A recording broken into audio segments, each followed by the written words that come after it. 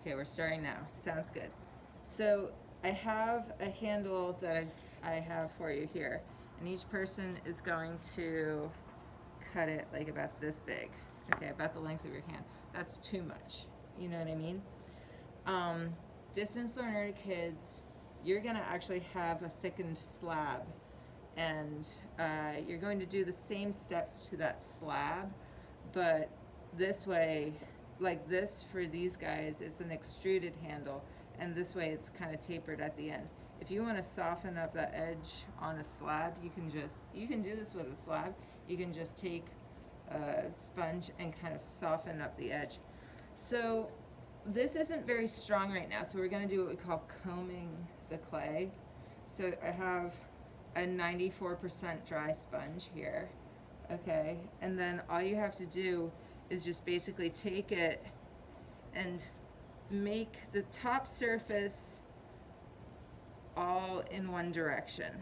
And what that does, basically the particle clays are kind of like Bob Marley dreads, where they're all in different directions. And when you do this, what happens is it takes all of those particles and kind of combs them so that they are all in the same direction and they lock together, so it's a stronger bond on like a tiny, tiny particle level, okay?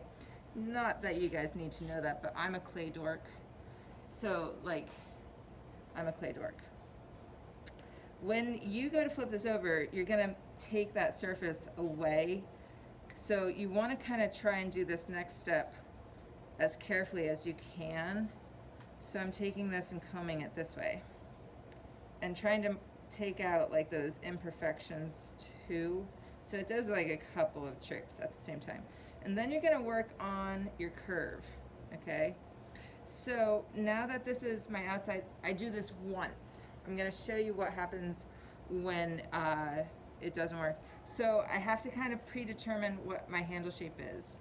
And then I'm just gonna curve it and just put it down like this, okay? And if I want my curve to be more lengthened and long, I'm gonna curve it that way, okay? Now watch what happens to the clay if I move it too much, because it's gonna start getting stressed out. And just like when you get stressed out, clay's gonna crack, okay? It never stops. Those little stupid jokes just keep coming. I got like a billion of them, because I've been teaching clay for like 15 years, which is really terrible, but also awesome. So like, I'm gonna show you different kinds of handles. I can make a handle so that it's more angled at the top, and I can let that dry like that. What we're gonna do, the next step, the goal is to get this to leather hard before we attach it on, okay? We'll attach it on in a whole other demo. This is like, if I do that too much, you won't dry it out, like you won't wait for it to dry out. Another way of doing it, you can actually do like some funky stuff, okay, with your handle. You can make it so that you have a little guy and trim it off, okay?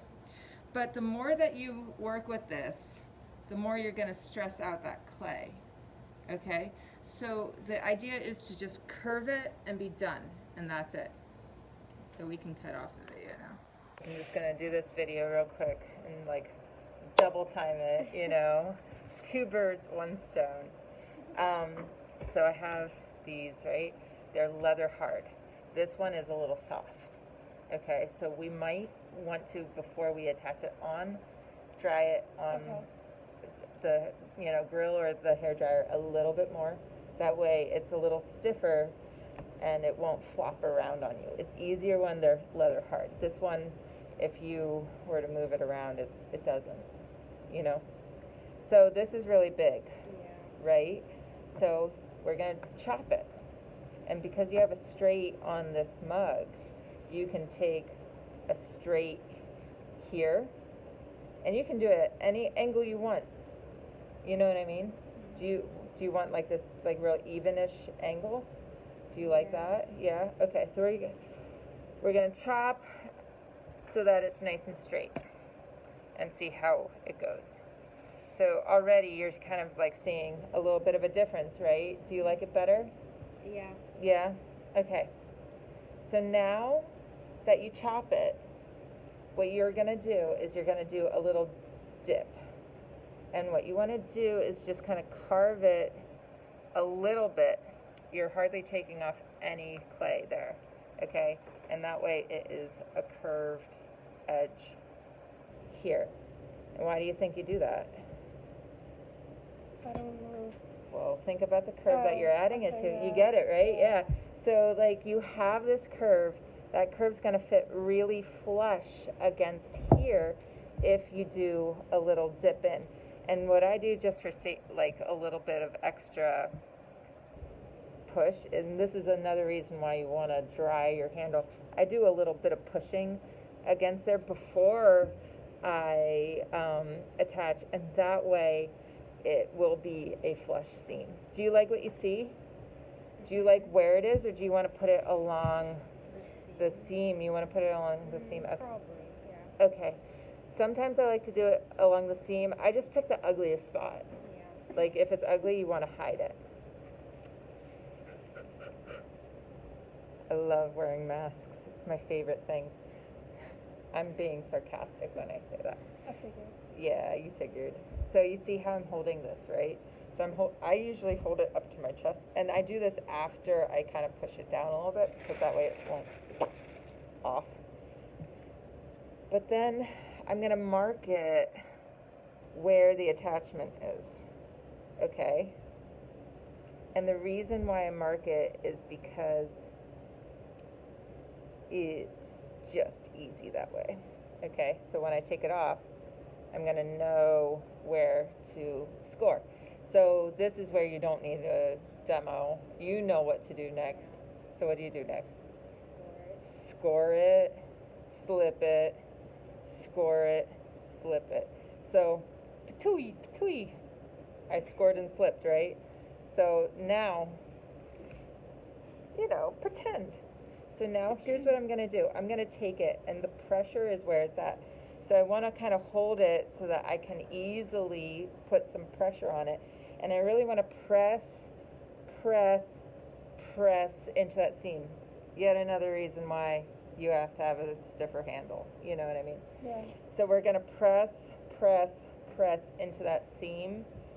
You should see slip squashing out. But then after you're done, you're going to take a brush. And this is so quick. It's awesome. It feels so good too. Just clean it up with a paintbrush around there. It's like a 30-second cleanup trick, and it looks so good when you're done. It's really super satisfying. There's a lot of things in clay that are super satisfying, and that's why I'm in clay. You know what I mean? I love clay. This is getting me jazzed to make some handles for myself. But I don't have time.